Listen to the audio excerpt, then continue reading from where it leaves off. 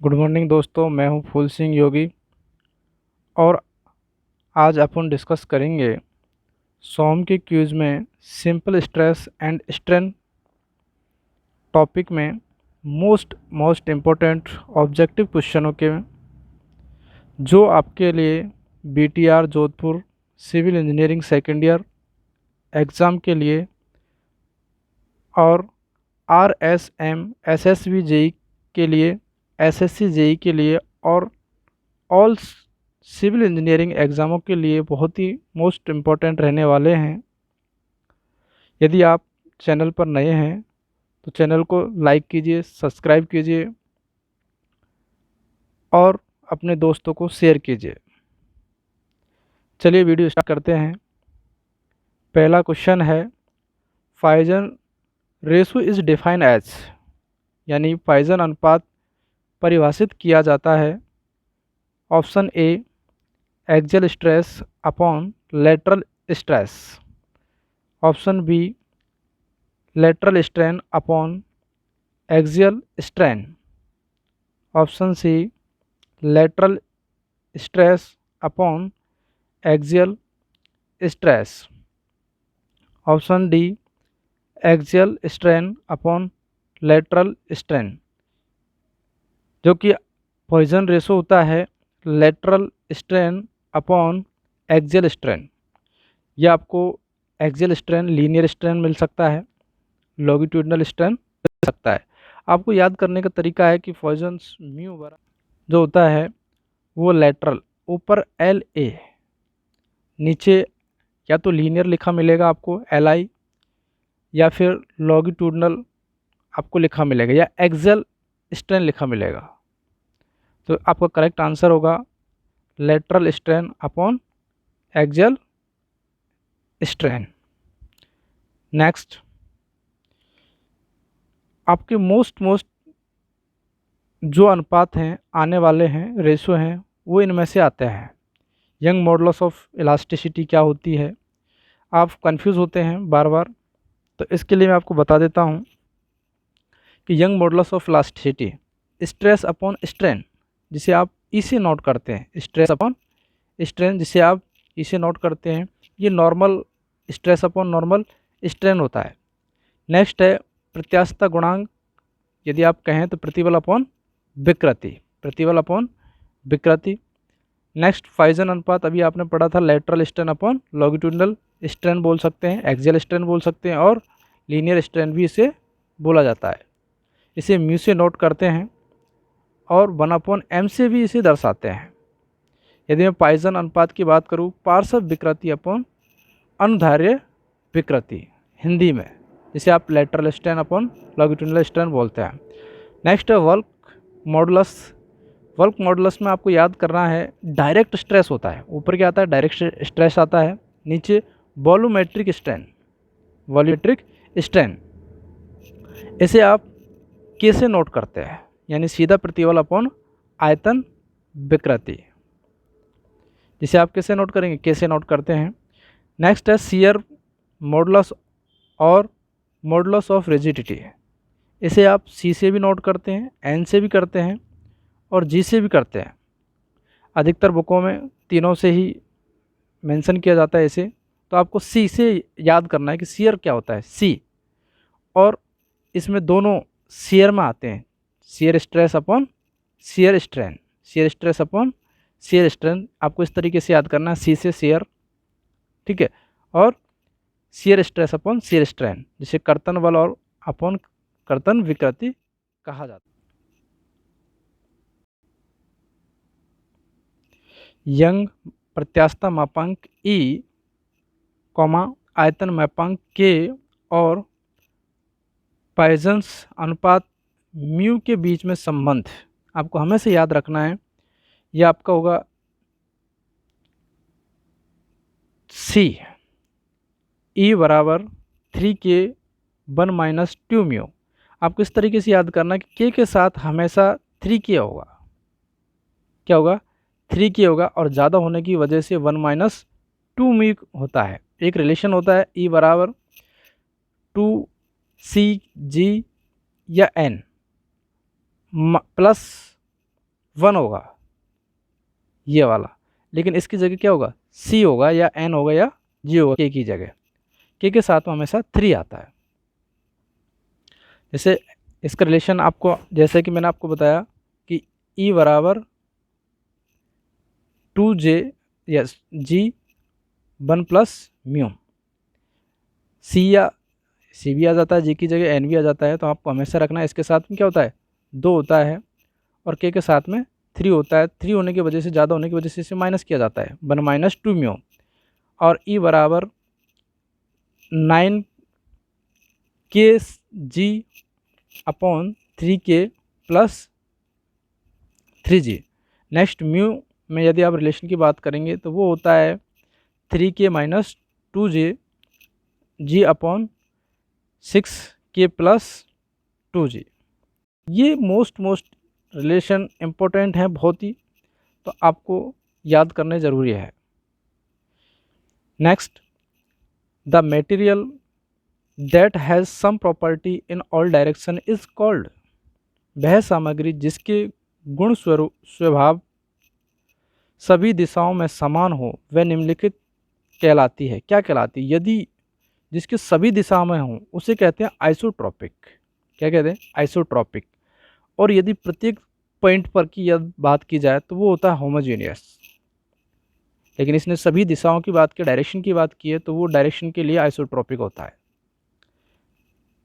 Next, the ratio of elongation of a conical bar due to its self weight and that of a prismatic bar of the same length. यदि एक prismatic बार है और एक conical बार है तो उनका elongation का अनुपात बताना है आपको। तो स्वयं भार के कारण एक शंक्वाकार छड़ एवं और एक समान अनुप्रस्थ काट के छड़ के दीर्घकरण का अनुपात क्या होगा जब उनकी लंबाई समान हो। दोनों की लंबाई यदि समान होती है तो एलोंगेशन E बराबर, यदि मैं कॉनिकल बार की बात करता हूँ तो वो होता है आपका रो L स्क्वायर अपॉन 6E। और प्रिज्मेटिक बार आपको पता ही है L बराबर क्या होता है, रो L स्क्वायर अपॉन 2E। तो इसने अनुपात किसका पूछा है कि कॉनिकल बार, यदि ये डिवाइड करेंगे अपन, ये आ जाएगा 1/3। कितना आ जाएगा? 1/3। यदि ये उल्टा पूछ लेता कि प्रिज्मेटिक बार अपॉन कॉनिकल बार तो कितना आता? इसको डिवाइड कर देता अपन 6y से, 3 आ जाता। कितना आता? 3 आ जाता। नेक्स्ट, हाँ, इसका कॉनिकल बार का रिलेशन है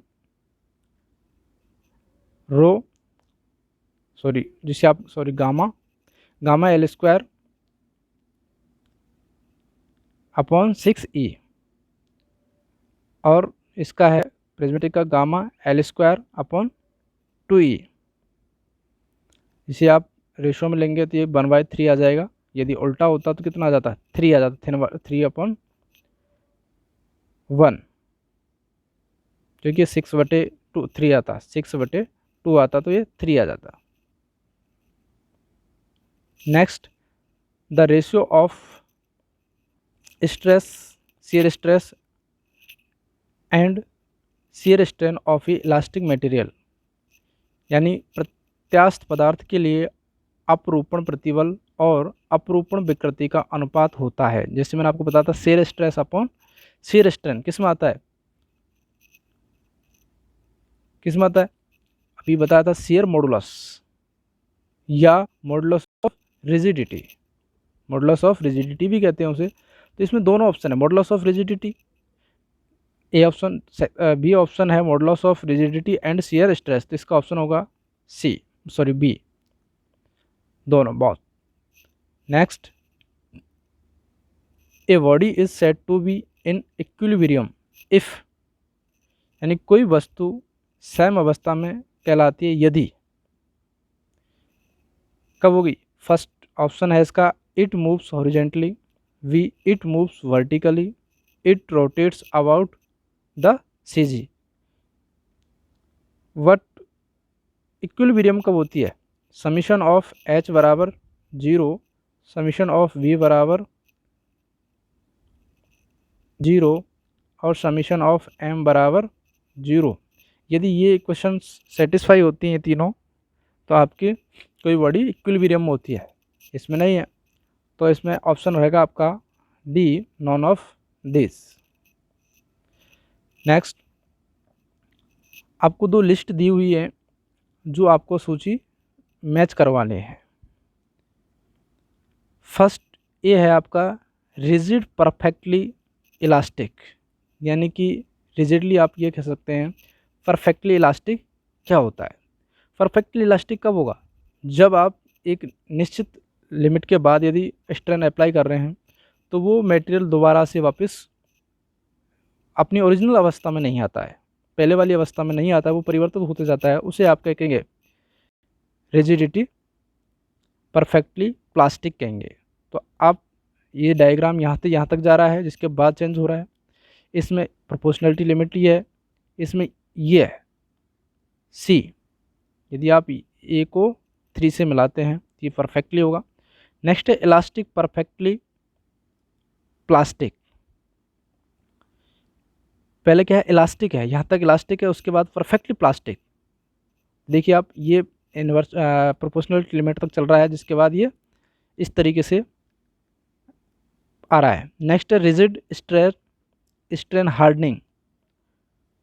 रिजिड स्ट्रेन हार्डनिंग आपका ये प्रॉपरली तरीके से चल रहा है, यानी रिजिड है, स्ट्रेन है। नेक्स्ट है लीनियरली इलास्टिक। यदि आपका प्रोपोर्शनल लिमिट में चल रहा है तो ये चल रहा है। तो आपका कौन सा ऑप्शन होगा? फर्स्ट में 3, सेकंड में ए, यानी कि A option. Next, the limit of Poisson ratio. Poisson ratio की लिमिट कितनी होती है मैं आपको बता देता हूँ। इसकी जो लिमिट होती है -1 से लेकर 0.5 तक होती है। लेकिन सिविल इंजीनियरिंग की अगर बात करें, मटेरियल की बात करें, तो मटेरियल में इसकी जो लिमिट है वो 0 से लेकर 0.5 तक होती है, 0.5 तक होती है। तो आपके मैक्सिमम इसके अंदर 0.25, 15 और 50, ये कितनी होगी अपने पास? 25, 0.50, 0.50। और यदि बात करें आप कंक्रीट की, कंक्रीट के लिए 0.15 होती है और स्टील के लिए 0.30 होती है, 0.30 होती है।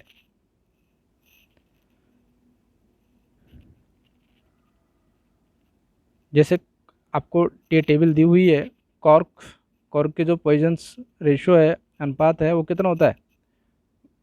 0 होता है। कंक्रीट के लिए 0.1 से लेकर 0.2 तक होता है। जैसे आप कितना लेते हैं? 0.15 लेते हैं, 0.15 लेते हैं। नेक्स्ट माइल्ड स्टील, इसके लिए 0.28 दिया हुआ है। रॉट आयरन इसके लिए 3 दे रखा है। तो आप स्टील के लिए कितना लेते हैं? 0.3 लेते हैं। इस तरीके से आपको टेबल दी हुई है। रबर के लिए 0.45 से लेकर 0.5 और ब्रास के लिए 0.34। Next, the value of Poisson's ratio of material lie between, कहाँ से कहाँ तक होती है? यदि आप कहें कि इसकी जो लिमिट है वो 0 से लेकर 0.5 तक होगी।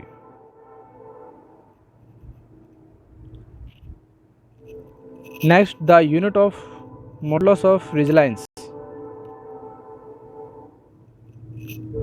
लचीलापन की मापांक की इकाई है, ये होती है आपकी जूल पर मीटर क्यूब, यानी कि एनर्जी अपॉन वॉल्यूम होती है, आयतन होती है। तो ये आपका जूल्स अपॉन mm³ हो जाएगा। ये जूल को आप क्या लिख सकते हैं? Newton metre. तो आपका वॉल्यूम में होती है तो मीटर क्यूब, तो ये इसको आप इस तरीके से भी लिख सकते हैं कि न्यूटन पर मीटर स्क्वायर, न्यूटन पर मीटर स्क्वायर।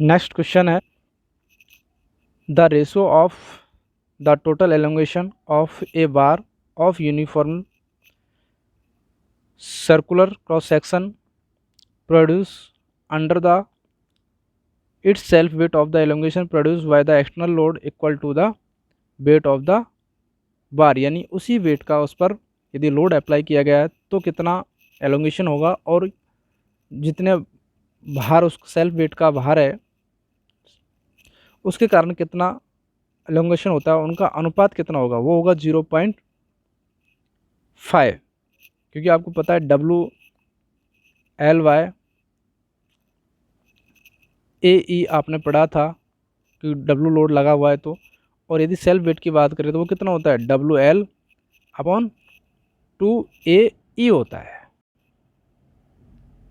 तो इनका अनुपात 0.5। नेक्स्ट, यानी एलोंगेशन बार के लिए WL/AE elongation due to the self weight WL/2AE, इनका जो अनुपात लेंगे, रेशो लेंगे, वो कितना आ जाएगा 0.5 हो जाएगा। Next, the maximum energy stored at elastic limit of a material is called, यानी एक की लोचदार सीमा पर संग्रहित अधिकतम ऊर्जा सामग्री कहाँ होती है, कहा जाता है, क्या कहा जाता है, प्रूफ रेजिलेंसी कहा जाता है। जैसे मैंने आपको बताया था पहले, एनर्जी स्टोर टू लिमिट जो पर वॉल्यूम होती है, तो आपकी जो लिमिट मैक्सिमम एनर्जी स्टोर होती है वो कहाँ होती है, प्रूफ रेजिलेंसी में होती है। Next, an idealised stress strain curve for a perfectly plastic material, perfectly plastic, मैंने आपको बताया परफेक्टली प्लास्टिक कब होगा, जब उस पर लोड अप्लाई करेंगे, और लोड अप्लाई करने से उसमें जो एलोंगेशन आता जाएगा, वापस रिगेन नहीं करेगा वो अपनी शेप को, तो कौन सा होगा, A. Next, Poisson ratio of cork is, cork का फाइजन अनुपात कितना होता है, आपने जब टेबल में देखा था कितना होता था कि 0.15 इसके लिए कंक्रीट के लिए, और 0.3 स्टील के लिए, और कॉर्क के लिए कितना बताया था, 0। इसकी जो लिमिट होती है -1 से लेकर 0.5 तक होती है। थैंक्स स्टूडेंट, यदि आपको वीडियो अच्छा लगा है तो वीडियो को लाइक कीजिए, चैनल को सब्सक्राइब कीजिए और बेल आइकन दबाइए, जिससे कि आपको नया वीडियो आए तो उसका नोटिफिकेशन मिल सके। अपने दोस्तों में शेयर कीजिए। धन्यवाद।